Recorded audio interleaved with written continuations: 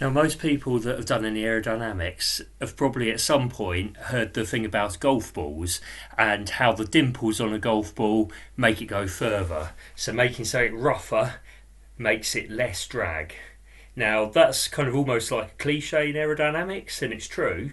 So, that got me thinking, well, is there any way we can use that effect to make a hang glider have less drag? Let's find out.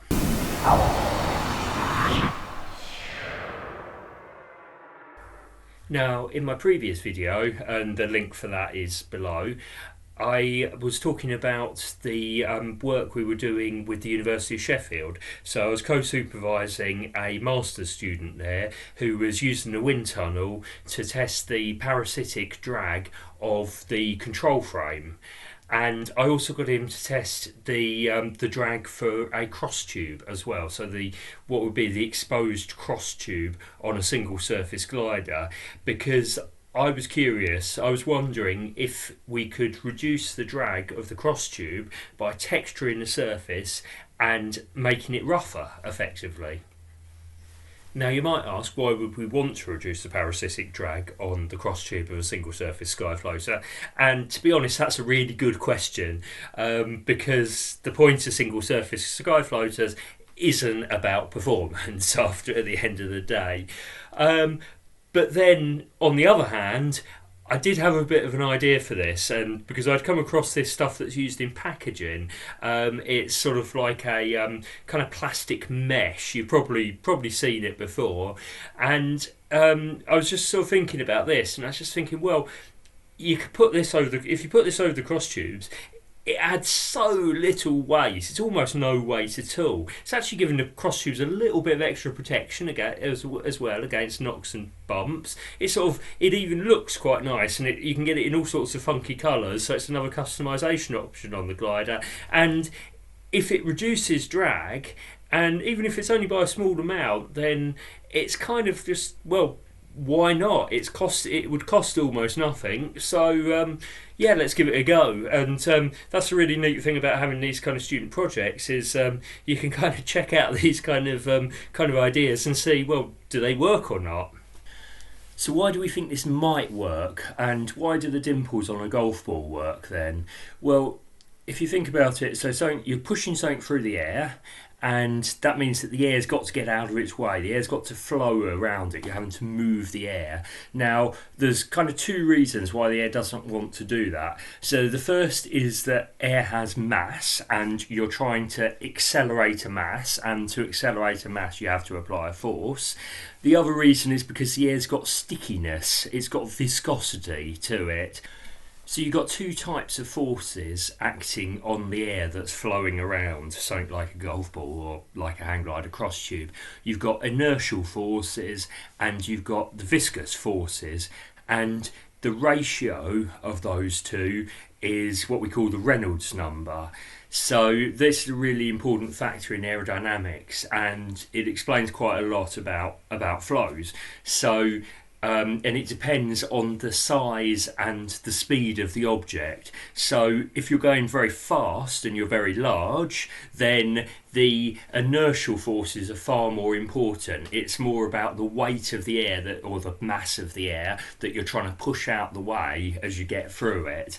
If you're very small and you're going very slowly, then it's far more about the viscous forces that's more important. So for something like a bumblebee, classic example, is that it's got an extremely low Reynolds number, it's tiny, it's going slowly, so it's kind of almost swimming through the air. The air's kind of sticky as far as it's concerned. Something like a 747 is the opposite end of the scale. It's going very fast and it's also very large, obviously. So in that case, it's a very high Reynolds number, and it's much more important. It's the inertial forces which are the bigger term in that equation. So Reynolds number, it obviously depends on the properties of the fluid that you're going through, so the viscosity and the density of the air. But well, those are fixed in our case. We can't do anything about that.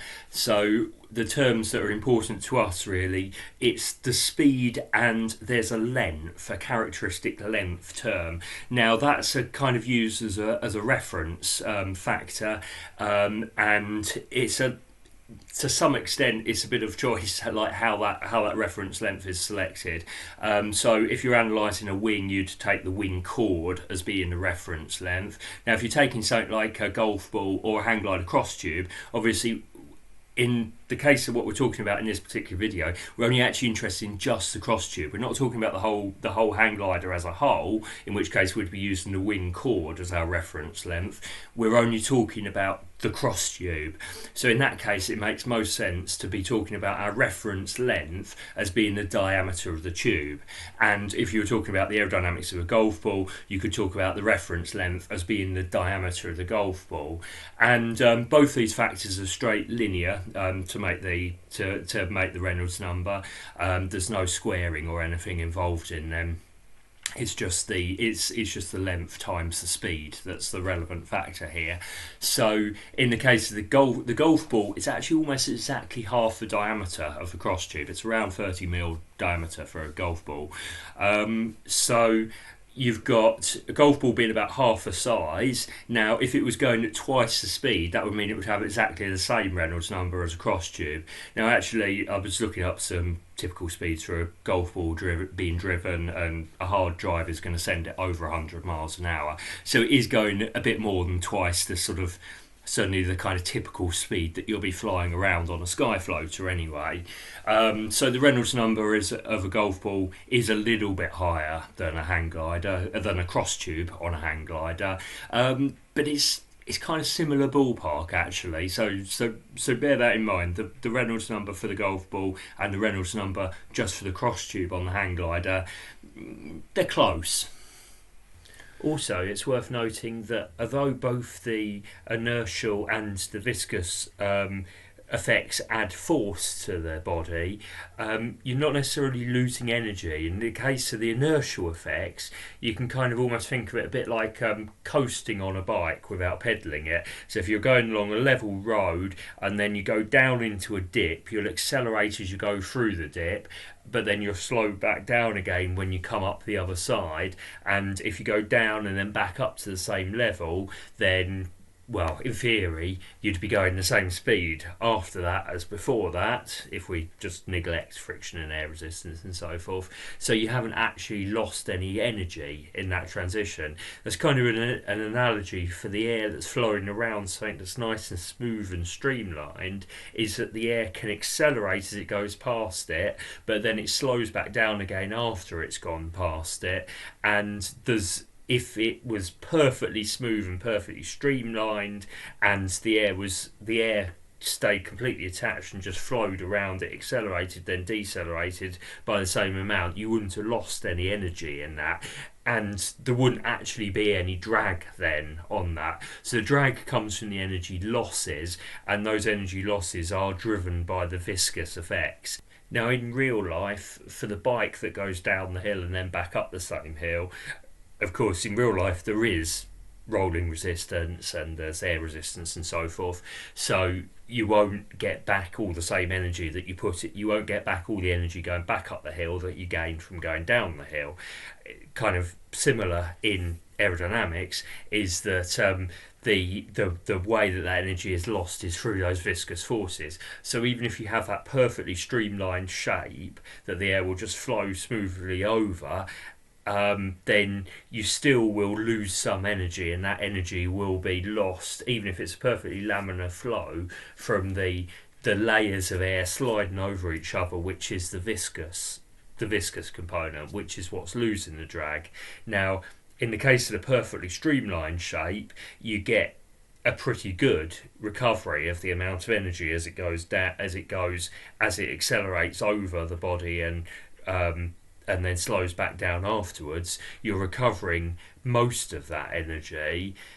If you don't have such a streamlined shape though, then that's where you really start losing the energy, because then the flow can't stay attached all the way, you start to get vortices, you start to get eddies, and that swirling air, that's where you really start losing energy, because that won't be recovered.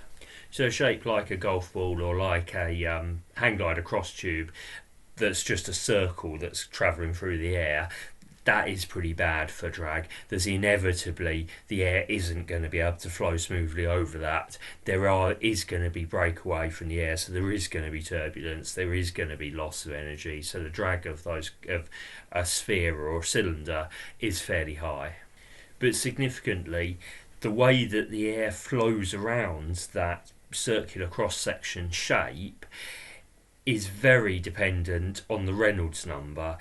The flow changes a lot as a function of Reynolds number, which means the drag coefficient changes a lot as a function of Reynolds number. Now, at very low Reynolds numbers indeed, so kind of single digit Reynolds numbers, then you will get a laminar flow around even just a circular cross-section cylinder. But those are extremely low Reynolds numbers certainly in the context of air.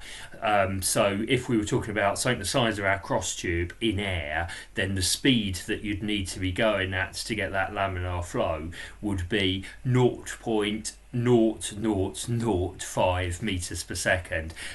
That's like less than a meter per hour, so really, really slow speed. And even if you were talking about something the scale of a human hair, you're still only talking about like 1 mile an hour-ish kind of speeds. So realistically, in air, you won't see that kind of laminar flow around the circular cross section. Although for a more viscous fluid, something like oil or like syrup, then you might.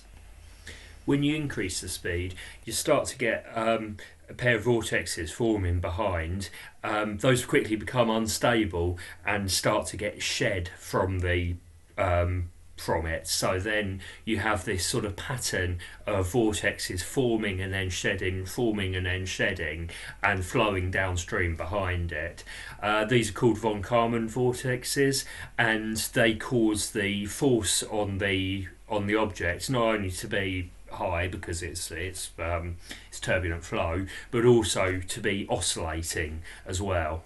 But then if you increase the Reynolds number still further, then it stabilises again. Those vortexes become sort of smaller scale, kind of just an area of messy air behind it, a wide wake, and the rest of the air can kind of tuck in a bit more, so that actually then the drag coefficient can be reduced. So if you look at a plot of the drag coefficient versus the Reynolds number, you can see that, well, there's the very low Reynolds number region, which frankly is not really of any interest to us. But you can also see that the drag coefficient actually drops quite abruptly when you go from that region of the unstable vortices being shed from the object to the more stable wake re-establishing itself. And crucially, that also depends on the surface of the object. So here, it's only a relatively narrow area that you can see on that graph, but there is an area where it's actually better to have a rough surface than a smooth surface, and a golf ball fits into that area. Now, hang glider cross tube, slightly, looking at this graph, it's sort of on the borderline at the bottom edge of that, but I mean, this graph isn't Bible. This is just one from Wikipedia.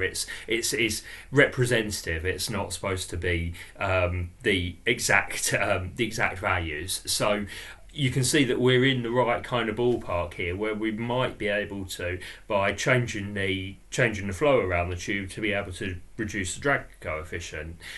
So this explains why you have the dimples on the golf balls. It also explains why, if you've ever noticed chimneys that have these sort of spirals wrapped around them, or some other form of sort of strakes on there, This is for the same reason. It's to go from that unstable, unsteady vortex shedding mode to a smoother flow around there. It's done maybe partly to reduce the force, the total force, but the main reason in that case actually is to just stop the thing shaking around, because those unstable eddies cause a lot of oscillation. So that's the theory for how texturing the surface of the cross tube could potentially reduce its drag.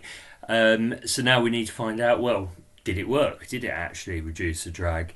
So if you remember from the past video, we were experimenting in the wind tunnel, so placing the object in the wind tunnel, measuring the force on it, and because we can run the wind tunnel to the correct speed, and we can fit the full scale section of cross tube in there, there's no need for any scaling or scale models or anything. It's literally just put a piece of cross tube in there, mount it on the load cell so that it measures the force, and try it with and without that mesh applied. And because the load cell is taking 1,000, it's measuring the force 1,000 times every second, it's able to also capture any of those oscillations that you get from that vortex shedding mode too. So that's just what we did. We put the tube in without the mesh on, ran the wind tunnel at various speeds, recorded the forces, put the mesh on it, and did the same runs again at the same speeds. Now, actually, when we were running this, it really made a difference having the mesh on. It was obvious. You could actually just see it watching the item in the wind tunnel, that when the mesh was in, it was shaking around a lot less. So it does seem to indicate that the mesh was doing the job of preventing those unsteady vortexes from forming, or preventing or at least reducing the vortex shedding mode. So obviously that looked really good. We're quite hopeful about that. So we're looking forward to seeing the data. But then we analysed the data, and you could see on the data trace that you got a lot of oscillation on there. It's not exactly noise because it was actually genuinely measuring the force, but there was a lot of vibration in the force. You could see that vibration was reduced quite significantly by putting the mesh on. The problem came when you calculated what the average force was in the two cases, and it weren't a lot different. And actually, with the mesh, was slightly higher actual drag than without the mesh, which was obviously pretty disappointing, because that's really not what we were hoping for. Now, this was actually really good, consistent, solid data. So the wind tunnel and wheels work all really good, because it was a nice clear trend, just not what we wanted, because across the whole speed range, at every speed we tried, it was the same thing. It was that the drag with or without the mesh quite similar, but actually adding the mesh added drag. The drag was always slightly lower without the mesh. It was on average about 4% lower. And again, the trend on that vibration, reducing the variation in force, again, that was a really clear trend, and across the whole speed range, adding the mesh in that case reduced the variation, it reduced the vibration, and reduced it by about 20%. It's a shame it wasn't the other way around, really, because of course if we could have reduced the drag by 20%, we'd have taken that. So what's going on here then? So why did adding this texture to the surface, this mesh netting to the surface, why did it reduce the oscillation so much, so cut down on that vortex shedding, but not actually reduce the drag? Hard to say for sure without doing more testing, but what I think is the most likely is that that mesh is just too coarse. It's quite rough. It's creating quite a bit of texture on the surface. So if you look at the dimples on a golf ball, they're actually pretty shallow, whereas that mesh is fairly substantial. It's fairly deep amount of it creates fairly deep pockets on the surface. So I suspect that's creating quite a bit of extra skin friction, and also the you'd normally on the smooth surface you'd get a small area of laminar flow at the very front of it, where the air first touches it before it breaks away and goes turbulent. When you've got the mesh on it, you're not even going to get that, so that's going to add some drag as well. So quite likely a finer mesh might work.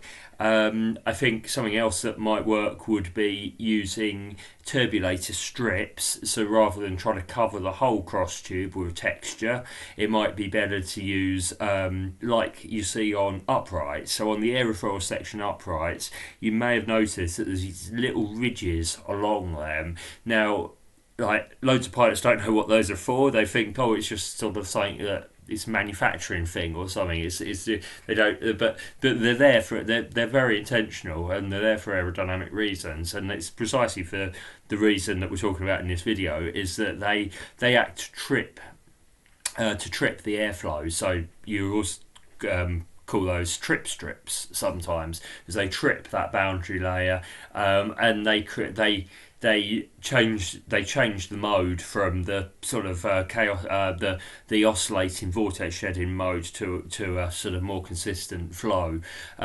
So you could potentially do that on a circular section as well, like a cross tube. Obviously, that's something that can't be done on a golf ball, because a golf ball is going to be spinning as it goes through the air, and you don't know which end of it is the front, so you don't know where to put those strips on. But obviously, a cross tube, it's well defined which direction it's going to be going through the air. We know that, so we could potentially put turbulator or trip strips onto it to achieve that drag reduction. So do I think it's possible to reduce drag on the cross tube by texturing the surface? Yeah, I think it probably would be possible actually, with a bit more experimentation. As I say, probably something like the trip strips or a finer mesh, or some sort of finer texture. I think you probably could find a texture that would work. Am I going to? Probably not, actually. I mean, for a start, we're working on quite a lot of other things that I think have a lot more potential, and really this comes down to what do we want from a single surface sky floater, and ultimately it's not really about reducing the parasitic drag. As I said at the start of this video, it would have been worth it if it was really simple, really cheap, and it didn't really add any weight. So if that mesh had worked, and also giving it a little bit of extra protection, letting you have some funky colours on it as well, if it had worked, it would have been great. But it didn't. So, and to do anything else, anything more technical, you'd lose those advantages. You wouldn't have something that would be really cheap. Potentially you might be adding weight. You'd definitely be adding time and complexity. So I mean, by all means, if anyone's got any good ideas for some way that you could texture that surface, I did think about a few things. Like I was thinking about maybe like a splattering sort of spray kind of spotty pattern you could sort of spray onto it to put a bit of texture on. You could probably create those strips with some epoxy resin or something like that. If you'd need to make a special tool, a special applicator to be able to create a very consistent, very straight bead down the tube. As I say, that sort of thing is probably possible, and it might reduce the drag a little bit, but really for a single surface sky floater, as I say, that's not really what you need out of that particular glider. A reduction in parasitic drag just isn't terribly valuable on one of those. Reduction in induced drag, now that might be more interesting, because that would primarily be improving the low speed performance, so better sink rate, meaning you stay up in lighter lift, maybe be able to sit above the paragliders in a lift band. I'd be more interested in reducing the induced drag, but reducing the parasitic drag, and the parasitic drag becomes more significant the faster you fly.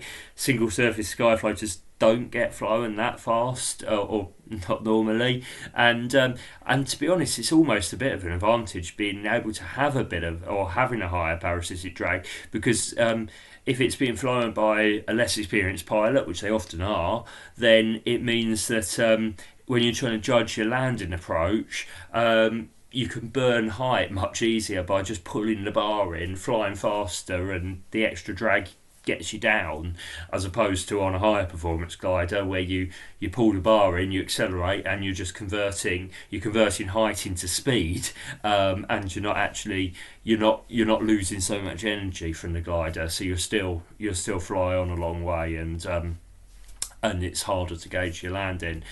So for all those reasons, if there's a really sort of simple way of doing it, then I'd be up for trying something else. I mean, especially if we end up with another project doing something in the wind tunnel next year, potentially it'd be possible to test something. But yeah, without being able to think of something like that, I'd rather be taking this development in different directions. And as I say, we're working on quite a lot of developments at the moment. A lot of them are more to do with the handling than about the performance, or at least initially, it's really sorting out really making it very nice to handle, easier to turn, and then once you've done that, it opens up a lot more possibilities. So that's more the focus of the work that we're doing on development at the moment. There's a lot more on the development on the Patreon site, and yeah, our links to that is below now.